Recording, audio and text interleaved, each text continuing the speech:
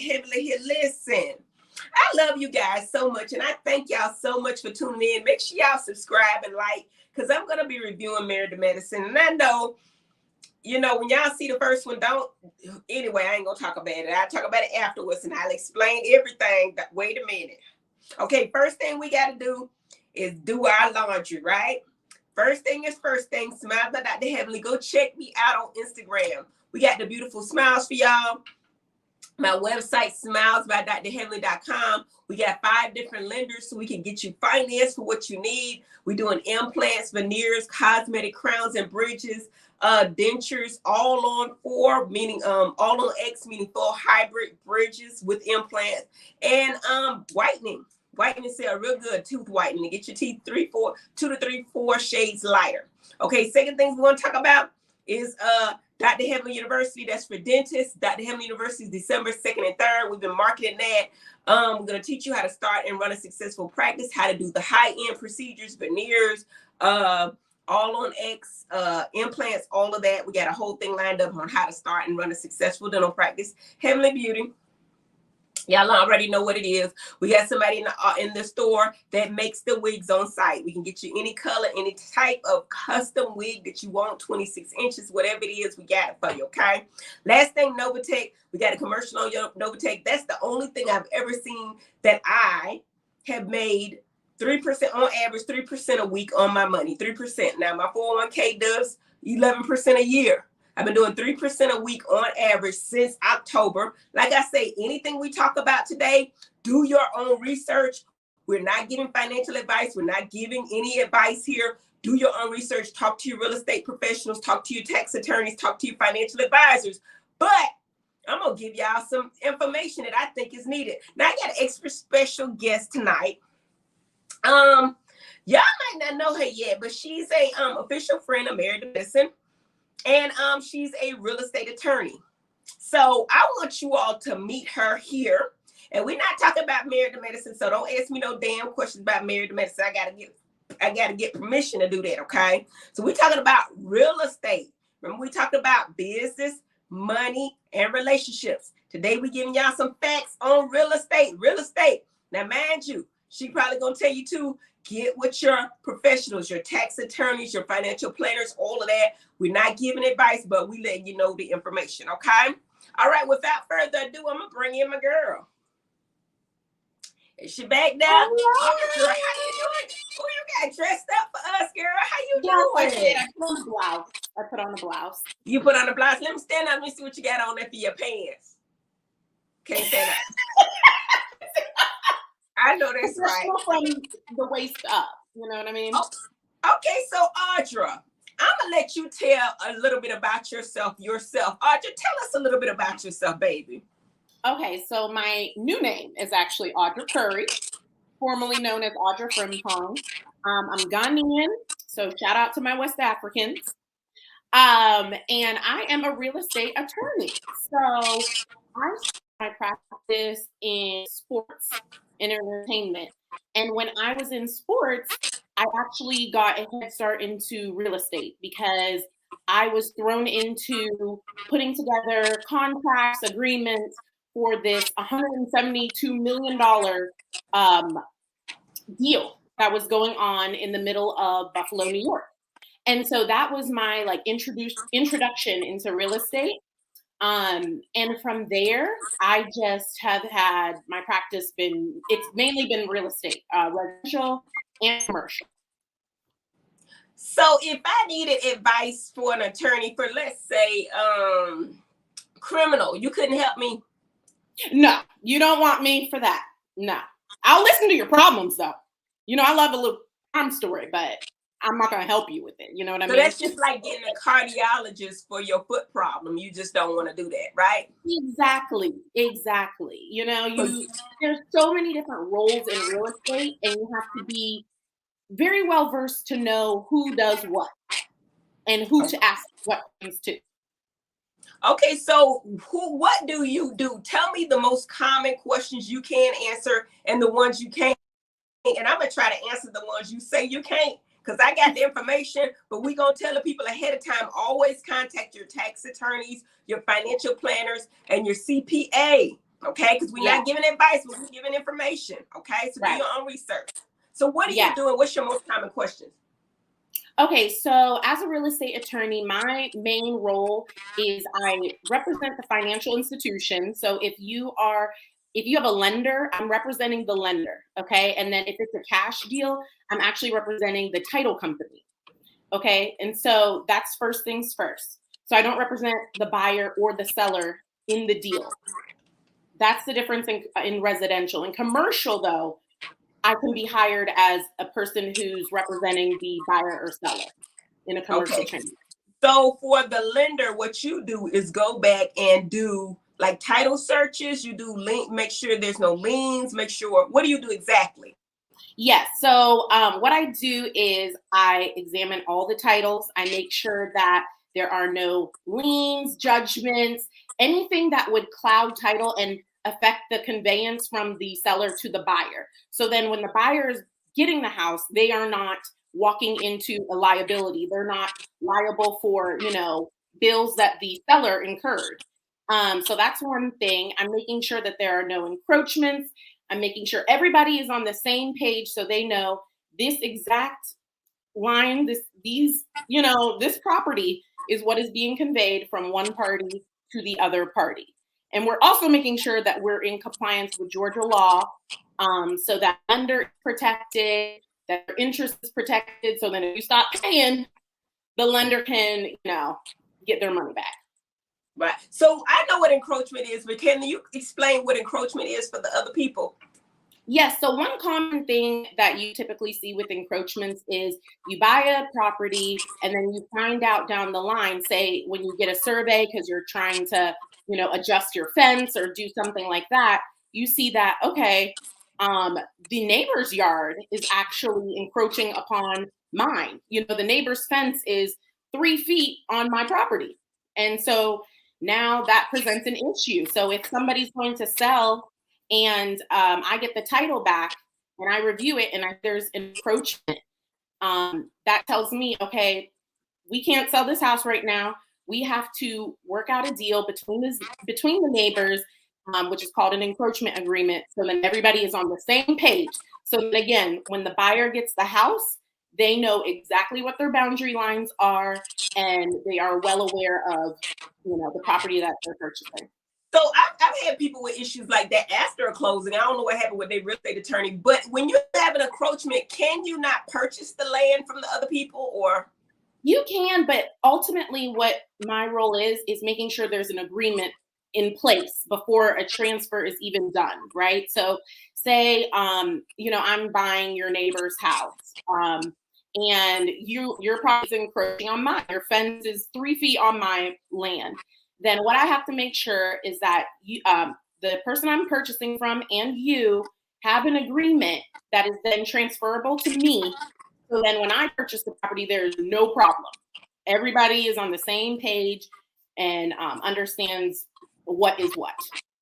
Got it. Now tell me this, because not only are you a real estate attorney, you're a real estate investor, correct? And I know you told me ahead of time you can't give certain advice as an attorney, but you do gentrification properties too. You own multiple properties and you build them up to sell them, I guess.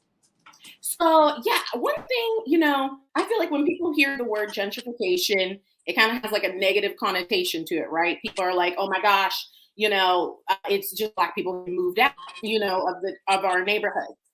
But that's actually not the case. So I have the outlook that, we as Black people need to be a part of gentrification, right? And feed money back into our own neighborhoods. So yes, I definitely take part in that. I buy in our neighborhoods that are being gentrified and invest in them, whether that's in business or in houses. Well, I love that about you, because the first time I heard about gentrification was on Boys in the Hood. Remember when the man was telling his sons about it? What's the actor name? Lawrence Fishburne was telling the little boys about gentrification. But I love that, because for so long, like cities like Atlanta, perfect example, Atlanta, They were Yeah. the lesser expensive houses, but they would buy them very, very low price. And then the white, well, I ain't gonna say white, but other people would take over that land, and then the prices would be outrageous, you know? So if we're gonna do that to our properties and sell them at a low price, it's only fair that we as brothers and sisters invest in that property and get and reap some of that reward as well. Hi, I'm Dr. Heavenly and I just wanted to tell you a little bit about Novatech. Listen, I joined Novatech last year about October, and I probably quadrupled my money. You get about 3% on average a week.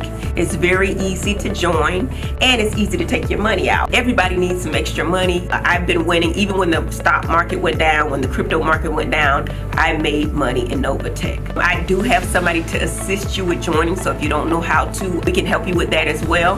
Make sure you check it out. All the information is below on how to join Novatech. Yeah, definitely. And it's all about education, to be honest, because, you know, a lot of the times these investors will go into our neighborhood and they'll present what seems to be a good deal, right? Like, oh, I will buy this house for cash right now, $100,000. I will just write the check, it'll be done. And so people will say, oh, like, yes, I would love to do that. But not knowing that the actual value of their house, like, far surpasses that, you know? And so, yeah, I think just us being a part of gentrification is a huge deal to me. That is wonderful. That's wonderful. And I wanted to give y'all some tidbits. She say she can't say it, but I remember when I bought my house, I looked at, because I do everything based on taxes, because taxes is a brother tucker. That's one of my highest expenses, not one of my highest expenses, because about 40 to 50% of your money go to taxes. If you're in a 33% tax bracket and you're self-employed, you pay a 7% payroll tax. So I'm going to say for GP, at least 40% of your money, if you're a self-employed person, goes to taxes. That's a lot of money, because we're supposed to live on 20%. After that 40%, we're supposed to invest 20% after that 40%. And then we're supposed to pay tithes, but then that Creflo Dollar done changed up the game, because he said we ain't supposed to pay tithes no more. So we need to get into that. But anywho, we're talking about taxes. So when I bought my house, I remember specifically talking to my CPA, and he told me you could write the interest off up to $1.1 million. But now just for GP, I looked it up today to see, because it's based on the people that are in office, administration, to decide what interest you can write off on your home. And now I realize that you can only write off $750,000. So it went down. It seemed like it would go up, but it went down. And I'm noticing, Audra, that so many people are buying houses for $3, $4, $5 million, and you just cannot write that interest off. I don't ask you that a smart move, but is that something you would do? I would, you know what I would do in that situation? I'd buy multiple houses and be a real estate investor. I would consult my financial advisor and my tax attorney. That's what I would do too. What I would do. Yeah. But as my personal residence, I know I can only write off so much, and everything I do is based on taxes, right? Yeah. So I would get, up to that, maybe a little bit more, you know what I mean? But I don't want $3 million. If I wanted to do it as an investment, I would get multiple properties and write it off as an investor, and then write off the losses like that. But I just thought it was very interesting that I just read, because when I did mine, they said 1.1 million. Now it's down to 750,000, meaning that the interest that you're paying on your house, and the interest rates were actually very, very low up until as of late. Now they're climbing. They're creeping back up. I locked mine in. I got a real low rate. I think it's 2-point-something%. Amen. But my residence is paid off. The investment houses, they are a little bit over 3. Don't ask me why. I think investment houses, they don't give you as good of a interest rate. That's true. No, that's actually true. Yeah. And definitely with investments and getting involved in gentrification and all of that, it is very important to do a title search, right? And to pay the extra little fees for a real estate attorney to draft deeds and draft your documents. And I say that because real estate is like very, very nuanced, right? And I've had situations where people have, skipped the closing process, and they've just done an exchange of cash, and deeds, right? So, okay, I'm just going to deed this property over to you. And then the person purchasing the house doesn't realize that they just bought, 20 liens from the seller, or that the seller actually didn't have the interest in the property to be able to convey it to them in the first place. You know what I mean? And so it is very, very crucial and critical to get a title search. And title searches are not that expensive, in my opinion. It's definitely worth it. Yes. And then once you do get a title search and you determine it to be a good purchase, whenever you buy that house, I could not say this enough. I tell it to everybody, please buy an owner's title insurance policy. You must do it. Okay. An owner's title insurance policy, it covers you in the event any title issues come up when you are when you're the owner of the house. So for example, I've had it before where somebody had old mortgages on a property, right? And the mortgages were never canceled. So the lender never filed a cancellation of their mortgage, of the person's mortgage. And so it then would become the responsibility of the person who owns it, right? But because they have owner's title insurance policies, the title company insures over those types of issues. So then it doesn't become the personal issue of the owner of the house. And it is I've always heard that when you purchase a house, if you get a mortgage on it, the bank protects you. So they were saying that, you don't have to worry about a lot of different things because the bank is going to do their due diligence before. That's not true? Before they extend a loan to you. It's not true. So the lender has their own title insurance policy. It covers them. It shields them. But the owner's title insurance policy is actually an optional expense. I hate that it's optional because it should be mandatory. Because ultimately, the responsibility does fall on you as the homeowner. So it doesn't matter what the lender has going on. That is interesting to know. I didn't know that. That's one thing I did not know. I thought, if you're financing something, it will be on the lender to do their due diligence to make sure that house is free and clear before they extend the loan. But you're saying that's not the case. And in fact, you could still be responsible for the liens on a home. Yes. So what it is the real estate attorney is responsible for making sure that title is free and clear at the time of the sale, right? But there are issues where some people, not me, I'm very detail oriented, but there are some situations where some attorneys let things, go, or they don't check with their underwriter. So the underwriter works with the real estate attorney in clearing title. And so having the owner's title insurance policy is the one way to protect yourself if any title issues come about. It doesn't cover absolutely everything, but it covers 99% of the issues that I have seen as an attorney. How can you be sure that you found everything? Isn't there ways to hide, notes and deeds? If you run a title search or a background check, you'll find the stuff on surface. But is there how can you be sure that you have everything?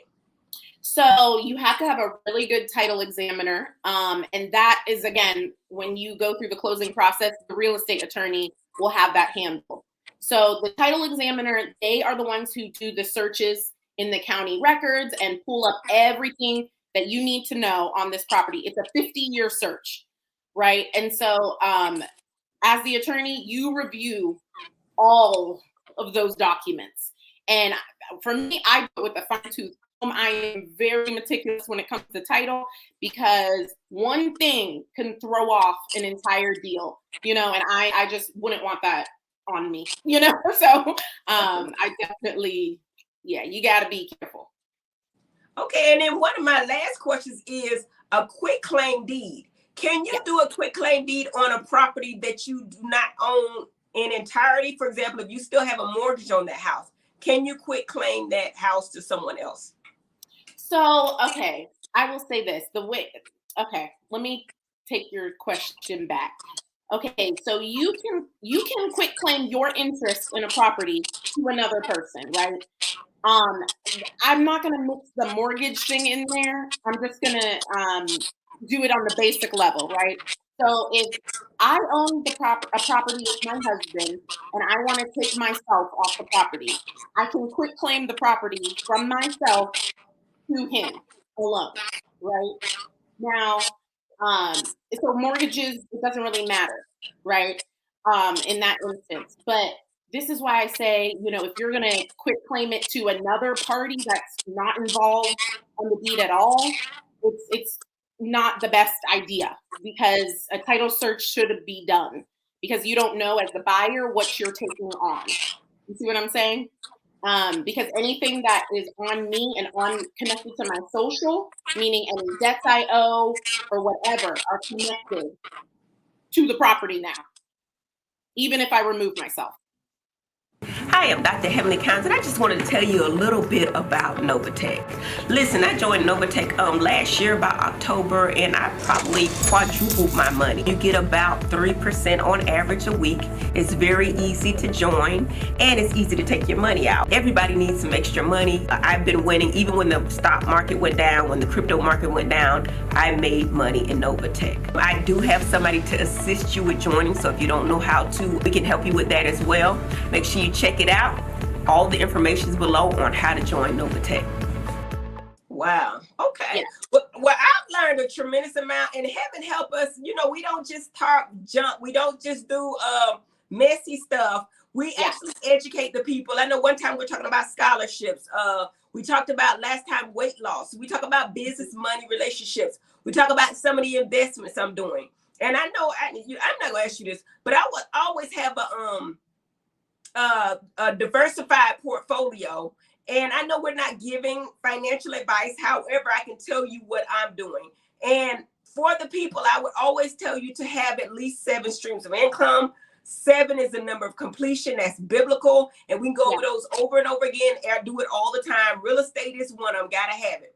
Yeah. I'm still on 401k and cash savings plans, even though the interest is not that high. It's a way of safely having some money.